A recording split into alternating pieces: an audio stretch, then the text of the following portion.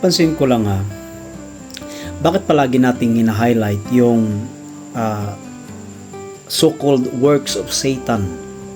Like disappointments, anger, brokenness, suffering, sickness.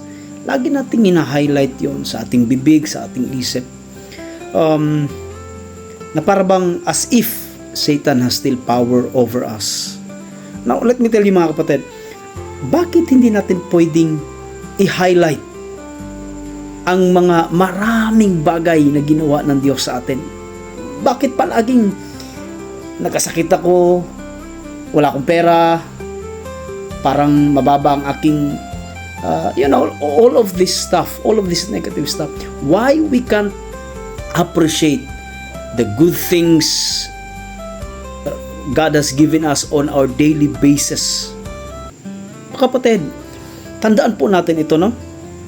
Don't elevate the so-called works of Satan rather than the work of God, sapagkat mas marami ang nagagawa at gagawin pa ng Diyos sa buhay mo. Tandaan niyo po yun mga kapatid. Remember, Satan is a liar.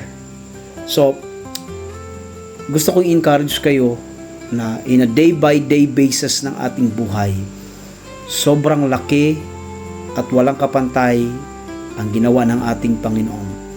You are victorious, you are powerful because of the blood of our Lord Jesus Christ. God bless us all.